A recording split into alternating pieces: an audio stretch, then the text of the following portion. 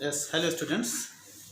In today's lecture, we shall discuss the single phase fully controlled rectifier fed separately excited DC motor. So here I have shown here a bridge rectifier and it is supplying a separately excited DC motor. Field winding I have not shown here. So it is only armature which I have shown here. The field winding is given a constant voltage DC supply. So the flux is constant. So let us first review how this single phase full wave rectifier works. Now there are two pairs of thyristors T1 and T3 and here T2 and T4. So at a time either T1 and T3 will conduct or T2 and T4 may conduct. So what happens when T1 and T3 conduct, then the circuit completes like this. So you can say that when T1 and T3 conduct, this terminal reaches this point and this terminal reaches this point. So the output voltage, that is voltage across armature, is equal to the source voltage. And when this happens, in that case, when T1 and T3 are conducting, this terminal, suppose this is the phase terminal, this is the neutral terminal of the supply. So this terminal is P, this terminal is N when T1 and T3 are conducting. So this means that what is the voltage across the off-state thyristors? T2. So this is P and this is N. So this voltage, the anode to cathode voltage, is equal to minus Vs. So this terminal is N, this terminal is P. So VT2, that is voltage across thyristor 2, that is anode to cathode voltage, is equal to minus Vs. And similarly voltage across the thyristor T4, it is equal to VNP, that is equal to minus of Vs. So the voltage across off-state thyristors T2 and T4 is equal to negative of the source voltage. And the source current is same as the armature current. So this is the condition when T1 and T3 are conducting. On the other hand, when T2 and T4 are conducting, the other pair, in that case, this terminal will be N, T2 is conducting, and this terminal will be equal to P. Now the output voltage, that is armature voltage, will be equal to negative of the source voltage. So it is equal to minus Vs. And when T2 and T4 are conducting, T1 and T3 are in the off state. In that case, the voltage here will be equal to, this is the source voltage, this is P, this is N. So Vt1 is equal to Vs. Similarly, Vt3 will also be equal to Vs. So in when T2 and T4 are conducting, Va is equal to minus Vs. Vt1 and Vt3 are equal to Vs, and source current is equal to minus of Ia. Ia flows like this through T3. So source current is equal to minus, the armature current flows through T4 like this. So this is equal to minus of Ia. So the source current will be equal to minus of Ia. Now when all the thyristors are in the off state, that's neither T1 T3 conducting nor T2 and T4 are conducting. In that case, output voltage will be equal to the voltage across this machine, that is the back EMF. So what happens is that when you apply start firing these thyristors, voltage appears across the armature of the DC motor starts running and it gains certain speed. And in steady state it has certain speed, and as the voltage is not a constant or fixed DC voltage, it is a variable voltage, the speed will also vary as the voltage varies. But as you know that the motor has a high inertia, high mechanical time constant, the variation in the speed of the DC motor will not be high, and it will be almost ripple free. So the back EMF here will be almost ripple free depending on the average value of the voltage that appears across the DC motor. So it will not respond to the fluctuation in the armature voltage, rather it will respond to the average value of the voltage here. So this, you can say that the back EMF will be k omega m, and that will be almost ripple free. So we assumed here that inertia is high enough so that the ripples in the speed is negligible, and it is a ripple free DC voltage here. Of course, if you change alpha, if you change the firing angle, the voltage will change here and the speed will decrease, change gradually and settle to a new value of speed. But in steady state, it will remain constant and ripple free. So this is the condition. This is the operation of this full wave controlled rectifier. Now there may be two possibilities of the current. Current may be continuous or it can be discontinuous. That is, when you fire the positive pair T1 and T3, current has some certain value. After certain time, current starts decreasing. I will discuss it later. Current may fall to zero before we fire the next pair of thyristors. So during a negative cycle, the current is decreasing, and it may fall to zero before the firing of next pair of thyristors. So that will be called discontinuous conduction. And if the current doesn't fall to zero and we fire the next pair of thyristor, then it is called continuous conduction. So let us first focus on continuous conduction. So in continuous conduction, what is the wave shape of output voltage of the thyristor of the bridge or input voltage of the DC motor? So here I have shown the equivalent circuit of the DC motor. RA is the resistance of the armature circuit, LA is the inductance of the armature circuit, and E is the back EMF. So I have shown here the voltages Vs. Vs is Vn sin omega t, it is sinusoidal voltage, and minus Vs is opposite of this. So I have shown it by blue lines here. So these two voltages are there. Depending on which pair is conducting and which pair is not conducting, output voltage will vary.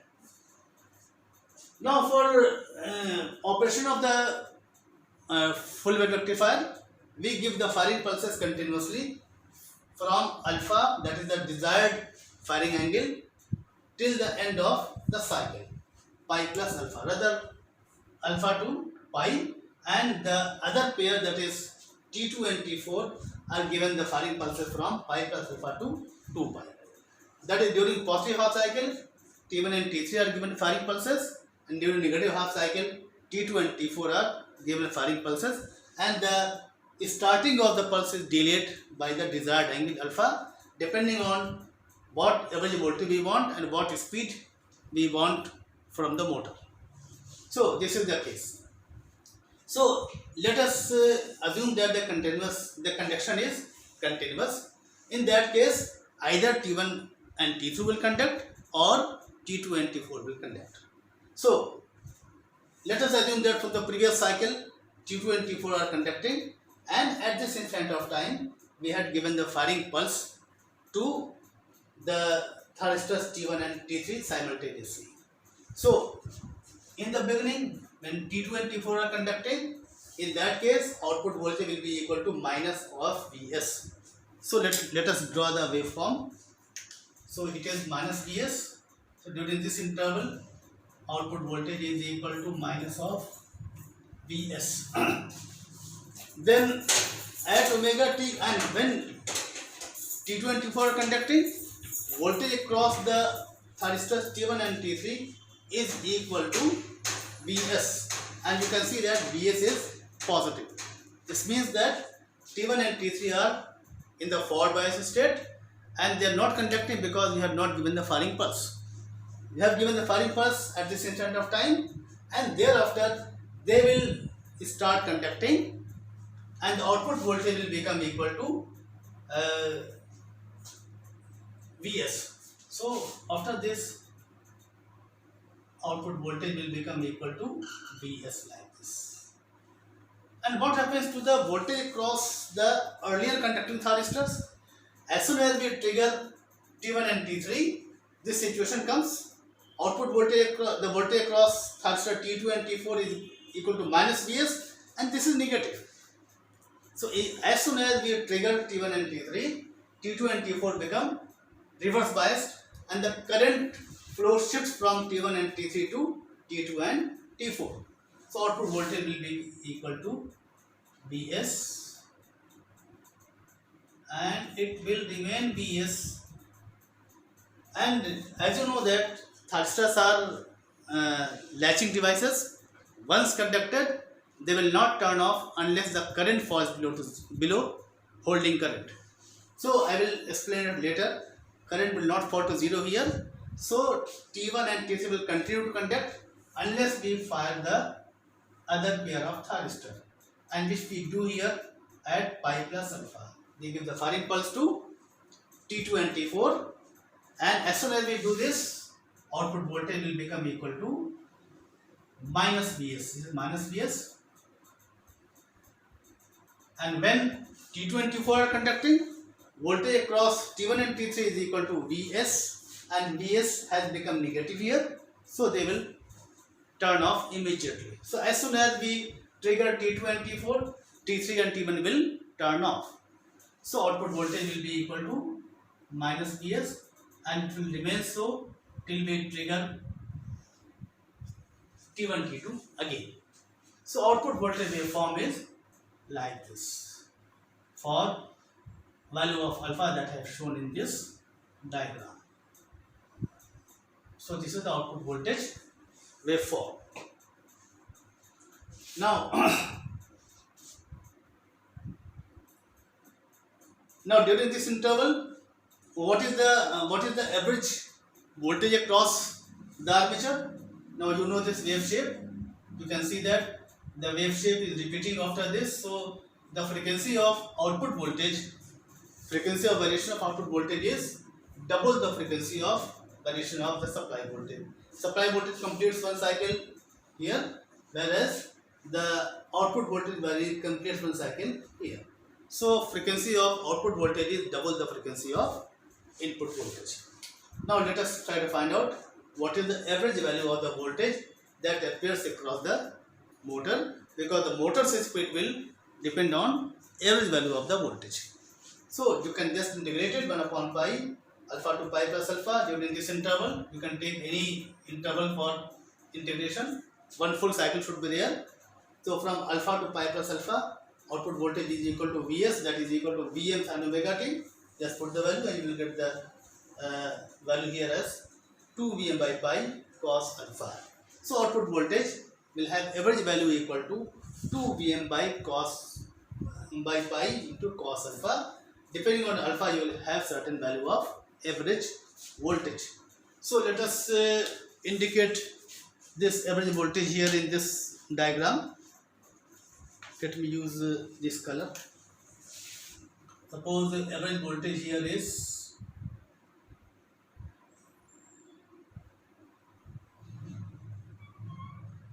suppose this is the value of average voltage. Average value of the voltage, that is you put the value of alpha here, it will have certain value. The back EMF will be slightly less than the average voltage. This you can apply Kirchhoff's voltage law for average values. So VA will be equal to EA will be equal to VA minus IARA. Average value of voltage across inductance in a steady state is always equal to 0. Across the inductor, the voltage becomes positive and negative depending on whether current is rising or current is decreasing, and the average value of the voltage across inductance in a steady state is always equal to 0. So EA will be equal to VA minus IARA, and this will be slightly less than VA. So let us show it here. So it will be, you can show it by red lines. So it is usually the value of R is very small. So you can say that this drop is negligible. And one thing you must remember that this IA is a function of torque, load torque, because in a steady state the motor torque is equal to load torque, and load torque, so that the current will depend on the load torque. Higher the load torque, more will be the current. So this means that the value of EA for same VA as the load is varied will change. So for higher loads, this will be even smaller than this I have shown here. So this EA will be less than VA depending on the load on the motor. So this is now I have shown here the back EMF by this line. So let me use the symbol E here. So this is the case. Now let us see what will be the wave shape of the current, armature current. For this, let us write the KVL equation for instantaneous values. So VA is equal to RAIA plus LA di by dt plus the back EMF. This back EMF is constant.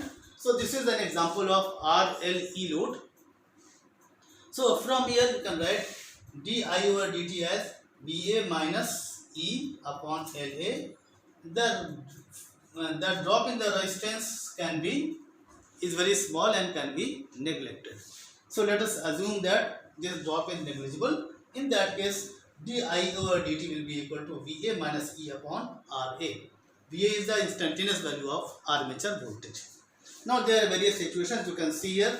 This is a wave shape of VA. For certain period of the cycle, VA is more than E. For certain period of cycle, VA is less than E. So this can be seen from here. So what are the situation here? If instantaneous armature voltage is greater than E, this means that dIA over dt will be positive.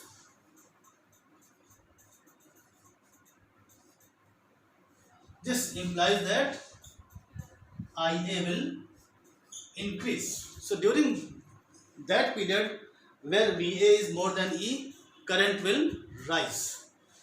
So let us identify the period where the VA is more than E. So this is this interval. During this interval, the VA is more than E. So this means that during this interval, current will rise. So it will rise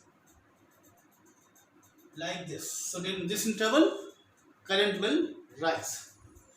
And on the other hand, if VA is less than E, this implies that dIA over dt is less than 0, which indicates that IA will be decreasing during this interval. So during the remaining period, VA is less than E and the current will be decreasing. So current will be decreasing during this interval. So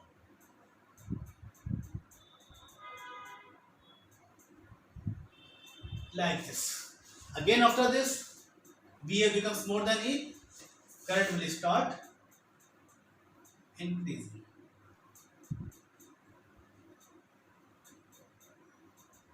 Like this. So in that way, you can show the waveform of the armature current.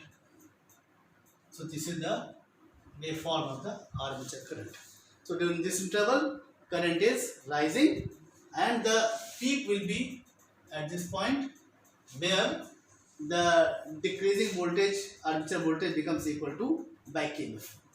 And of course, when VA is equal to E, the current will be constant. So this is the zero slope point here, and again here also it is the zero slope point. So in that way you can have the current waveform. And if you want, you can show the average value of this current. So this let me show it by some other color. So let us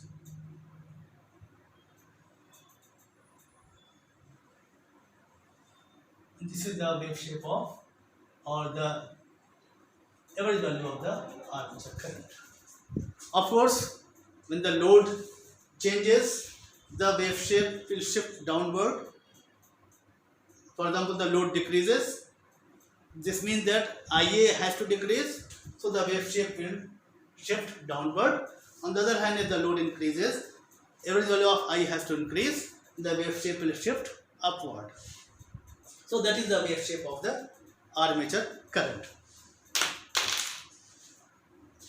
So now we can see that this is the operation of thyristor, the rectifier controlled DC motor. Now, what is the flow of energy? We have to think about it. That is, whether the energy flows from source to motor, or sometimes the energy may flow from motor to source. So this we have to analyze. So I will explain it just now.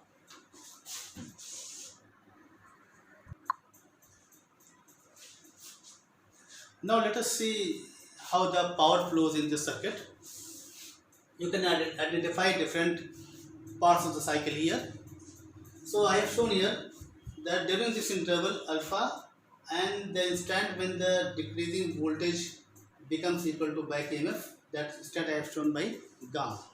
So during this interval, armature voltage is more than back EMF, and the source voltage is, or the armature voltage is positive. The situation is shown like this. This is source voltage or the armature voltage. This is positive, and VA is more than E, so the current is rising, it is increasing. So DIA or DT is positive. This means that the voltage across inductor will be having this polarity. The current is flowing in the inductor resistance in this direction, higher polarity, lower polarity. So you can see here that the energy flows from source. So armature voltage is nothing but it is equal to the source voltage. So the power flows from source into the motor. A part of this power is consumed by the resistance and dissipated as heat. A part of this power will be stored in the inductance. So energy is being stored in the inductance. As the current is rising, energy stored in the inductor half Li square will increase. So this inductance will store energy, and the remaining power will be converted into mechanical power by this motor. So during this interval, this is the flow of power. And after this gamma and till the end of the positive half cycle pi, situation is that the output voltage is greater than 0, but it is less than EA. So when VA is less than EA, current is decreasing. This means that DIA or DT has become negative. This means that the polarity of inductor voltage LA DIA or DT will be opposite to what it was earlier. So here it was plus minus, it becomes negative here and positive here. So now current is still positive, so current flows in this direction, so higher potential, lower potential here, and then polarity of inductor voltage has now reversed.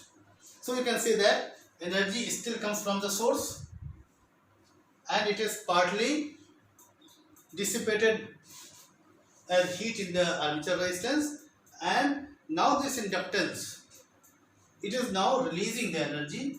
Energy is coming out from this. So the energy that it is stored during the previous part of the cycle is now being released. So this energy is released. So you can say that during this interval, this is the source and this is also the source. So there are two sources. One is the voltage source and other is the inductor. So there are two energy sources. They are providing energy, and a part of the energy is dissipated as heat in the armature resistance, and the remaining is converted into mechanical energy by the motor.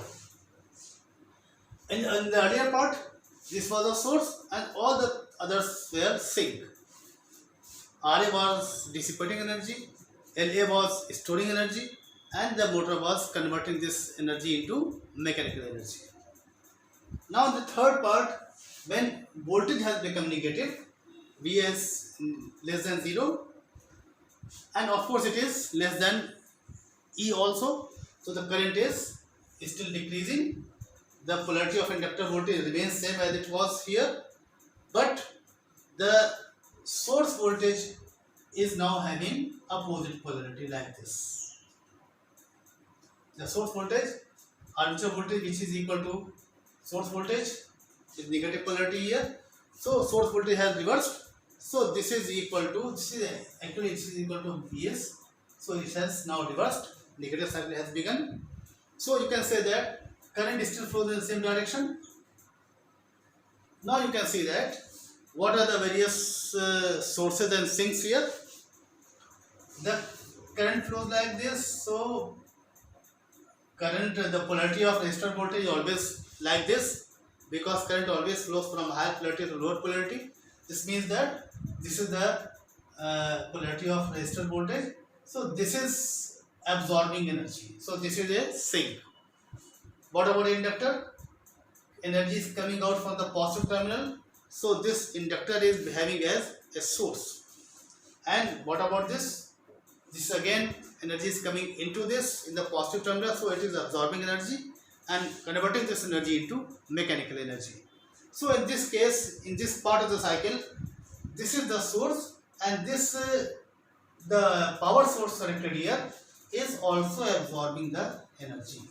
So during this interval, energy is absorbed by the source. So the source becomes a sink.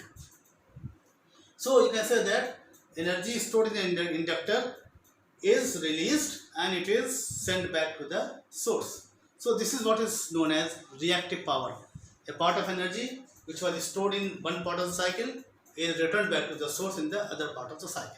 So inductor doesn't consume any energy, it rather stores energy in one part of the cycle and releases the same energy in the other part of the cycle, and at the end of the cycle the value of current remains same as it was in the beginning of the cycle.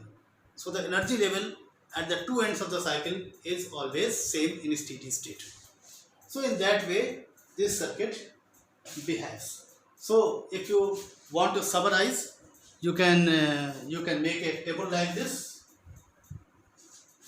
That is during the first interval, that is from omega t between alpha and gamma, the source and sink you can list here.